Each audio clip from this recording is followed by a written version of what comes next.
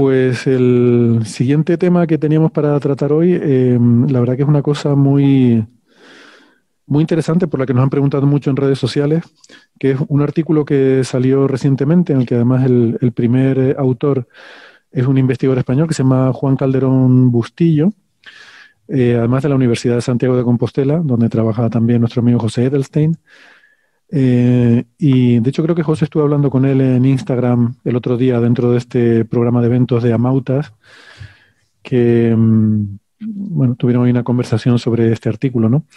Y lo que se propone en este artículo es que esa primera señal, ese descubrimiento de las ondas gravitacionales, ¿se acuerdan que generó tanto... Ah, no, esta es la de 19... Ah, no, no, perdón, esta es 190521, que no es... No, no sé por qué me había hecho yo la idea de que esta fue la del descubrimiento, pero no. Esta sería el descubrimiento del primer agujero negro de masa intermedia. Digamos que los agujeros negros que se fusionan dan lugar a un agujero negro de más de 100 masas solares. Sí, Fue exactamente. que si bien es del 2019, recién se publicó el año pasado, en septiembre, en el 2020. Sí, este era el de los titulares de el agujero negro que no debería existir, ¿no? Porque de los dos que se publicaban, perdón, de los dos que se fusionaban, uno de ellos estaba tiene una masa que en principio no debería haber estrellas que produzcan masa, que produzcan agujeros negros de esa masa. Y la razón tiene que ver con ese mecanismo que hemos comentado alguna vez, que es la inestabilidad de pares, que es una cosa que a mí me parece muy, muy bonita, que cuando las estrellas muy masivas, parte del soporte que hace que no colapsen tiene que ver no solo con la presión del gas, sino también la presión de la radiación. Es decir, son tan extremadamente luminosas que la propia luz, que ya son rayos X y rayos gamma, pues son supercalientes, sus núcleos, la propia luz contribuye a sostener la estrella, ¿no? Pero llega un momento, si la temperatura es muy alta, que los rayos gamma son tan energéticos que los propios fotones se pueden descomponer se pueden convertir en materia, se pueden convertir en pares de electrón-positrón. Y, y entonces, al aparecer esos pares electrón-positrón, desaparecen los rayos gamma y desaparece parte del soporte de la estrella. Con lo cual, al faltarle soporte, la estrella se comprime por la gravedad. Al comprimirse se calienta.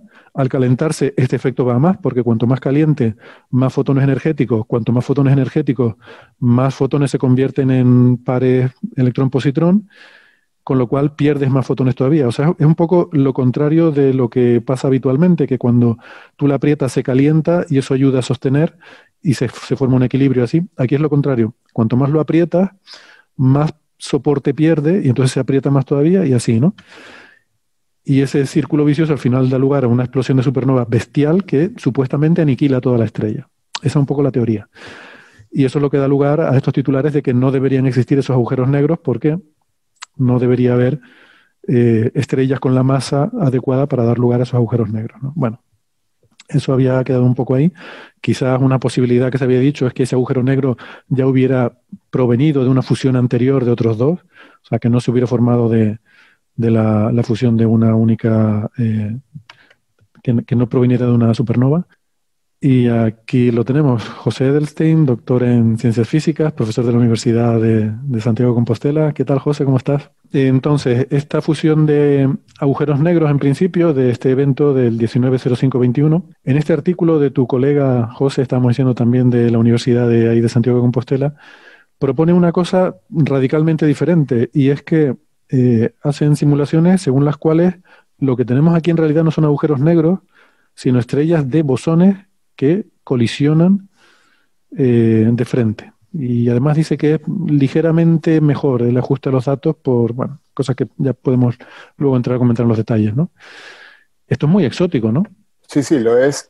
A ver, el punto clave de este evento en particular, además de la cuestión de las masas que mencionaba recién, es que es el evento de todos los que hay analizados ya y publicados, que no tiene prácticamente la primera fase, que es normalmente la onda gravitacional tiene tres fases, que es la fase de espiraleo, en la cual están en movimiento, sí, en movimiento en espiral, los dos astros, luego la fase concretamente de fusión, y finalmente la fase del ring down del agujero negro cuando alcanza su configuración final. el agujero negro o lo que sea, ¿no? Por supuesto, el astro que resulte. Y la particularidad que tiene es que toda la parte in spiral, digamos, de previa, no se ve prácticamente. O sea, lo que se ve es compatible con que no hay. Entonces, por eso le surgió a Juan Calderón, tiene más de un trabajo sobre esto, tiene otros previos en los cuales intenta ver si puede ser una colisión frontal de agujeros negros. Porque en ese caso se explicaría por qué no está esta fase previa. Y claro, el punto interesante y también un poco, que hay que tener en cuenta en este tipo de cosas es que la base de datos de templates de ondas gravitacionales es degenerada, diríamos los físicos, en el sentido de que tú tienes una onda y puede tener muchos orígenes. Mucho más teniendo en cuenta que el ruido que hay es muy grande, por lo tanto tampoco es que tienes una onda limpia para poder hacer un análisis muy detallado. Tienes en realidad como si fuera un trazo grueso dentro del cual entran muchas ondas y puedes tener agujeros negros más masivos, movimiento más espiral o menos masivos y más cercanos, por ejemplo, chocando de frente. Y bueno, y para colmo si metes en el catálogo también estrellas de bosones, este tipo de estrellas que nunca han sido vistas, digamos, o sea, son conjeturales, pues el catálogo todavía aumenta. Como sé, José, que tú has hablado con este compañero, con Juan Calderón, me gustaría, si te parece, seguramente tú conoces más detalles que nos podrías contar ahora, así que me gustaría darle la palabra antes a Gastón y a Francis para que nos den un poco sus comentarios. Quizás podríamos introducir estas estrellas de bosones, ¿no? ¿Qué demonios es lo que son? Porque es una cosa que suena muy exótica. Además, hay que distinguir bosones escalares y vectoriales, porque aquí este artículo en concreto nos habla de bosones vectoriales, ¿no? Así que no sé si Gastón y Francis nos quieren hablar un poco de eso. Cuando uno dice bosones, está hablando de partículas que pueden ser o escalares, es decir, de spin 0, o vectoriales de spin 1, o si quiere volverse uno puede ser tan exótico como se lo permita la ley de su país. Ahora, en el caso de bosones vectoriales y bosones escalares, hay una diferencia sustancial en este caso, porque ellos, como dicen bien en el artículo, es el tipo el análogo de spin 1, es decir, el análogo de estrellas que están formadas no por estas partículas de Proca, que ahora vamos a decir que son, sino de partículas análogas de spin 0, es decir, escalares, son inestables. O sea, esas estrellas se desarmarían, son inestables ante perturbaciones. Entonces, no podrían existir, incluso si uno supusiese la existencia de ese tipo de partículas de spin 0, con las propiedades que ellos estudian, no podrían formar estrellas porque se deshacen por inestabilidades. A diferencia de lo que ellos encuentran en artículos anteriores, que muestran que las estrellas formadas por este tipo de partículas, bosones, pero que son vectores, es decir, partículas que los constituyentes tienen spin 1 y masa muy ligera, entonces esas sí son estables. Entonces podrían existir estas estrellas que ellos llaman de Proca. El nombre Proca viene porque las partículas de spin 1 masivas cumplen una ecuación de campos en la teoría de campos que se llama ecuación de Proca. Es parecida a la ecuación de Maxwell, pero con un término de masa. El fotón no tiene masa, estas partículas se parecerían a los fotones, pero tendrían masa. Una masa extremadamente ligera. Estamos hablando de 10 a la menos 13 electronvoltios. Para que tengamos una idea, un electrón tiene medio mega. O sea, esto estamos hablando de 10 a la menos 13 electronvoltios. Mucho, mucho más ligera que los neutrinos. Pero estamos hablando de estrellas del orden de 100 masas solares. Exacto. La partícula, de estas cosas tan pequeñas. Sí, las partículas que los componen son extremadamente ligeras, a pesar de que las estrellas de las que ellos están hablando son del orden de... hay una relación entre la masa de las estrellas que pueden formar. Entonces, como no sabemos si estas partículas existen, hay un rango. Para formar estrellas de los órdenes de los 200 masas solares, o ese orden de magnitud, como ellos consideran, la partícula constituyente, paradojalmente, tiene que ser muy ligera. Y es 10 a la menos 13 electronvoltios. Entonces, o sea que, en resumen, el spin de las partículas constituyentes es para que le da estabilidad a la estrella, digamos. O sea, que digamos que esta... tiene que ser muchísimos. Estas estrellas están llenas de bosones, digamos que están rebosando. Sí, están rebosando bosones. Pero bueno, recordemos también que los bosones tienen esta peculiaridad de querer estar juntos, ¿no? De esta propensión a estar juntos, a condensar. Y esa es la razón por la cual es posible pensar, a diferencia de lo que sería una estrella formada por fermiones, es posible pensar en estas estrellas de gran masa formadas por constituyentes que no tienen, no solamente no tienen tanta masa, sino que serían las partículas, son más ligeras que cualquier otra partícula que conozcamos de aquellas que tienen masa.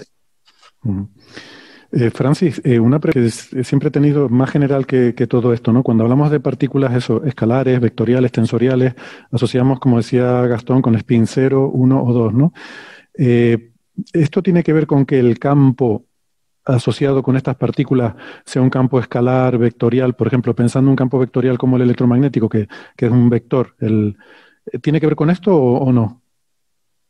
Con el hecho de que el campo sea como el electromagnético, que es un vector. Sí, en principio lo que existe es el campo cuántico, no existe la partícula. Quiero decir, la partícula es una consecuencia del campo. Entonces, el spin está asociado al campo cuántico y lo heredan las partículas de ese campo. O sea, que el hecho de que, por ejemplo, el campo electromagnético es un campo vectorial, porque el campo eléctrico es un vector, por eso es por lo que el fotón tiene spin 1. Exactamente. Vale. Digamos, no, ¿esas dos cosas estaban relacionadas? Claro, la visión clásica de principios del siglo XX era que existían las partículas y que los campos eran una especie de constructo matemático, como la función de onda cuántica, ¿no? Y que los campos eran una cosa subsidiaria. Pero en el momento en el que tú puedes explorar el vacío de los campos cuánticos y puedes predecir, que se ha hecho en la década de los 70, en los 80, posibles soluciones de las ecuaciones del campo cuántico que no son partículas, aunque ninguna se ha observado, pero pues están ahí. Hay muchas soluciones de tipo solitón.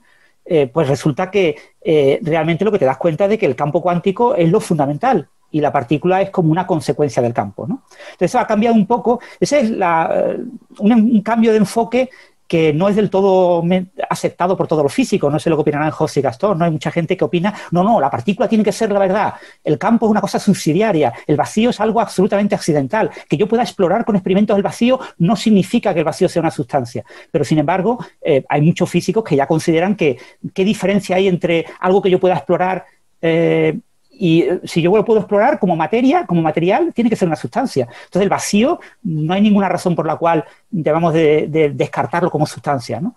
Entonces, aquí el gran propulsor de esto, por ejemplo, es Álvarez Gómez, Luis Álvarez, un físico español que está en el CERN, en el grupo de teórica del CERN, que él siempre en todas sus charlas lo comenta, ¿no? El vacío es una sustancia. Pero lo que está diciendo con el vacío es una sustancia es algo parecido, entre comillas, a lo que venía a decir Wheeler y Feynman en su conversación por teléfono cuando hablaban de que solo existía un electrón en el universo. ¿Qué significa que solo existe un electrón en el universo y que todos los electrones son el mismo electrón? Pues que solo existe un campo y que todos los electrones son excitaciones de ese único campo, ¿no? Existe una única entidad que es el campo y los electrones son excitaciones más o menos localizadas de ese campo. En ese sentido, el spin es una propiedad del campo, no es una propiedad de la partícula. Y así se entiende mejor, porque cuando tú te imaginas el spin como una especie de momento angular de la partícula, te encuentras muchos problemas. El spin, cuando lo entiendes, como contar el número de componentes del campo, pues lo ves como una cosa como natural. El campo tiene que estar discretizado, tiene que tener o una, o dos, o tres, o cuatro, o cinco componentes. Y eso te determina, en función de la masa, si la masa es cero o la masa es distinta de cero, te determina el spin de la partícula. Los campos, o sea, las partículas de masa cero, los campos que tienen partículas con masa cero, son campos siempre que tienen solamente dos componentes independientemente de su spin. Porque lo prohíbe la relatividad. Solo puedes oscilar transversalmente al movimiento. No puedes, te tienes que mover la velocidad de la luz en el vacío y no puedes oscilar en la dirección longitudinal. Pero para los campos que tienen masa, el número de componentes del campo determina el spin. O al revés. Bien, entonces volviendo a este artículo, ¿no? Con estas estrellas rebosantes, claro, otra cosa que plantean aquí, bueno, o sea, me parece bastante alucinante eso que dijo antes Gastón, de que tú puedes, a partir de la masa de la estrella, tener una estimación del rango de las partículas que la forman. Para empezar, una consecuencia importante de esto es que si realmente esto fueran estas estrellas de Broca, eso nos da un candidato automático, bueno, una confirmación de partícula que es materia oscura, ¿no? Por lo menos Sí, una. déjame, sobre eso hay una cosa aún más sorprendente, que es en el modelo de ellos, como no saben ellos tienen un modelo previo, ahora lo aplican a esta observación, pero ellos tienen papers anteriores que dan cuenta de la posibilidad de existencia de este tipo de estrellas que llaman estrellas de Broca.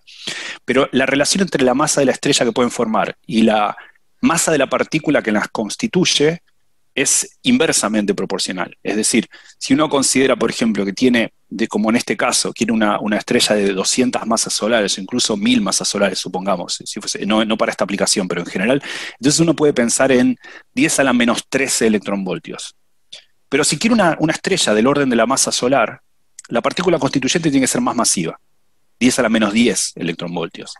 O sea, cuanto menor es la masa, porque lo que juega acá no es solamente la suma de esas masas, sino también las propiedades de esto como conjunto, cómo condensan, cómo no condensan. Entonces, los modelos que forman estrellas de 200 y tantas masas solares tienen que tener, grosso modo, 8 por 10 a la menos 3 electronvoltios. Pero si quisiesen estrellas más pequeñas, que no servirían para explicar este fenómeno, pero podríamos jugar con ellos, entonces tienen que tener 10 a la menos 10, o sea, 1000 veces más pesada, aún una partícula extremadamente ligera. O sea que no tendríamos todo un rango de masa de estrellas, de estas estrellas, sino que dependiendo de la masa de la partícula, pues las estrellas estas de bosones serán de tal rango de masa, ¿no? Y José, esto no es una explicación como muy exótica. Y a mí, O sea, esto no es un caso de láser de Occam. a mí me parece a priori que sí, tampoco creo digamos, bueno, digo yo hablando totalmente extraoficialmente, no creo que tampoco los autores realmente que, si tuvieran que apostar estas famosas historias de yo apuesto mi mano por esto, está esta famosa historia de alguien que decía que apostaba su mano, otro que decía que yo también apuesto tu mano, y entonces, bueno, no sé si están dispuestos a poner las manos en el fuego por esto, o sea, es una explicación alternativa que yo creo que lo más interesante es que pone de relieve la degeneración de ondas gravitacionales, o sea, el hecho de que no tenemos una garantía absoluta, digamos, la observación de ondas gravitacionales es relativamente, en ese sentido, pobre, o sea, la palabra pobre suena peyorativa, pero simplemente, bueno, no es suficiente para poder necesariamente discriminar exactamente de qué se trata el evento que uno observó. Ya sabíamos, aunque normalmente cuando divulgamos esto solemos decir, por ejemplo, con el primer agujero negro, que fue uno de 29 con uno de 36 masas solares, pero uno luego lee el abstract del paper y ve que es 29 más menos, no sé, 8. O sea, las incertidumbres son muy grandes y ahora se suma también la incertidumbre en qué pasó realmente, ¿no? Yo le pregunté a Juan cuando tuvimos esta charla en la semana pasada por algo que, claro, él no es el especialista en estrella de Broca, ¿no? Pero yo, digamos, no entiendo muy bien cómo, en teoría de campos cuánticos, haciendo contacto con lo que decía Francis, nos preocupa mucho que los campos cuánticos que están en la teoría de una teoría consistente. Eso quiere decir renormalizable. Y el campo de Broca no es renormalizable. Entonces yo pregunté, digamos, cómo resolvían ese pequeño problema. Normalmente, digamos, en el modelo estándar, para darle masa a los campos de la interacción débil, lo hacemos a través del mecanismo de Higgs. Para eso se inventó el mecanismo de Higgs, porque no se les puede dar masa directamente. Entonces yo no entiendo muy bien cómo entran estos campos que dan lugar a estas estrellas en el contexto de la física de partículas, digamos, cuál es el argumento para que ahí no estorben. No sé si Francis o Gastón han leído algo al respecto, pero a mí eso me inquieta, evidentemente.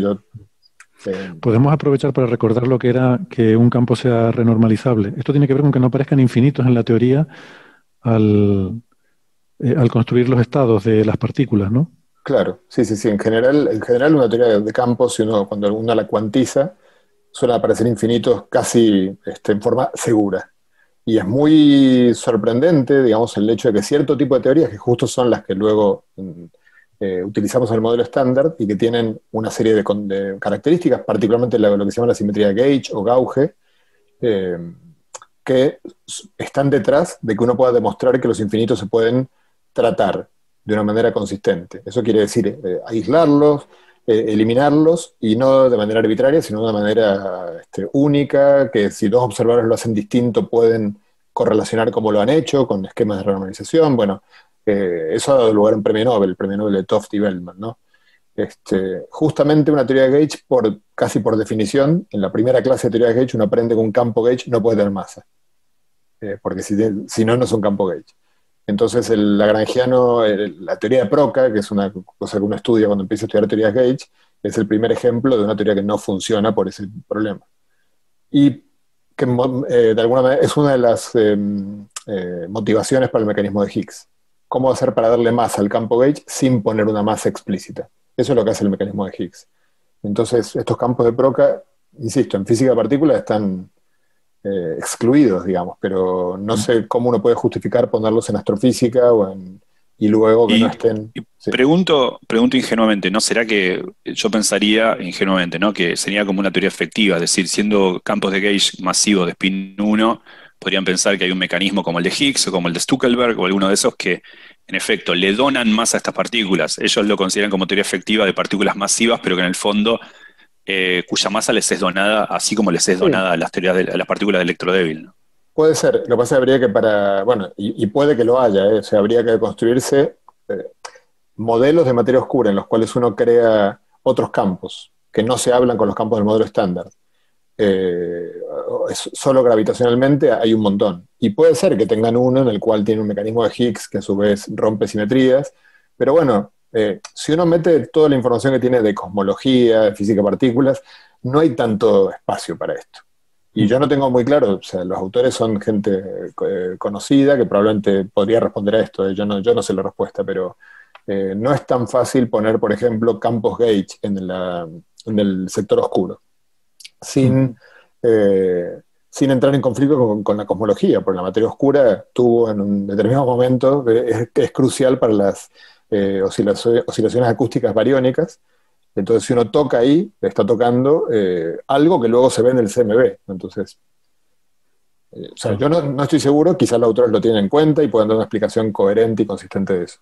No lo sé. Yo iba a ir un poco por ahí. Ahora te pregunto sobre otra cosa. Francis, ¿tú tienes comentarios sobre estos problemas que plantea José? Sí, bueno, son los problemas que hay. Aquí la gran cuestión es si realmente nuevas partículas y nuevas interacciones deben de ser renormalizables como las que ya conocemos, ¿no? Que eso es una cosa que hace 40 años se parecía que era algo absolutamente imposible de dudar de ello, ¿no? Pero, sin embargo, desde que se ha puesto de moda el tema de que, bueno, ¿y por qué la gravitación, que no es renormalizable, no puede ser una teoría perfectamente válida, aunque no sea renormalizable? Pues eso ha abierto la puerta a la posibilidad de que haya objetos más allá del modelo estándar, partículas, campos, que no sean renormalizables. ¿Qué quieres decir con que la gravitación no es renormalizable? Porque entendía que esta definición que estamos hablando de renormalizabilidad se refería a campos cuánticos, ¿no?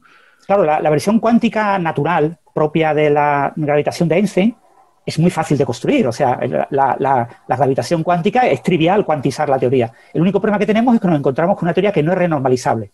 Una de las cosas que nos ha dicho José que es importante de la renormalizabilidad. La clave de que una teoría sea renormalizable es que sus parámetros yo pueda modificarlos con la escala de la energía. Las constantes que aparezcan en la teoría las puedo modificar con la escala de energía de tal manera de que se compensen esos términos infinitos y que yo pueda restar esos términos infinitos teniendo valores finitos. Tengo que hacer un cambio en las constantes que aparecen en el propio lagrangiano, en la propia teoría, ¿no? En las teorías no renormalizables lo que ocurre es que cuando yo trato de modificar esos parámetros me encuentro con que no son suficientes, que tengo que introducir nuevos parámetros a cada nueva escala que yo quiero ir corrigiendo y esos nuevos parámetros tienen valores que en principio deberían ser observables, es decir, han de ser observados. Entonces el problema que tiene una teoría no renormalizable es que puede contener infinitos parámetros que yo tengo que observar experimentalmente. Claro, es una cosa que uno dice, es que yo nunca voy a poder observar esos infinitos parámetros, como mucho uno o dos, ¿no? En el caso de la gravitación, el siguiente parámetro que yo tengo que observar es un parámetro que requiere estudiar interacciones entre gravitones. Pero si el gravitón todavía no lo he descubierto, estudiar eso es absolutamente inviable. Entonces, te encuentras con una teoría inútil en el sentido de que contiene, le aparecen parámetros conforme yo voy corrigiendo los primeros términos del desarrollo para obtener los cálculos, desarrollo perturbativo, pues resulta que esos nuevos parámetros yo los tengo que observar observacionalmente, ¿no?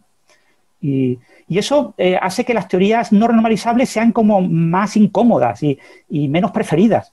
Pero yo creo que está cambiando mucho y que en la actualidad hay mucha gente que propone nuevos campos no renormalizables, asumiendo por un lado que pueden ser efectivos, como parte de una futura teoría unificadora que los obtenga a baja energía, aunque no sean renormalizables, y en parte porque no se ve como algo tan relevante como era hace 40 o 50 años, que toda teoría, toda partícula tenga que tener un campo renormalizable.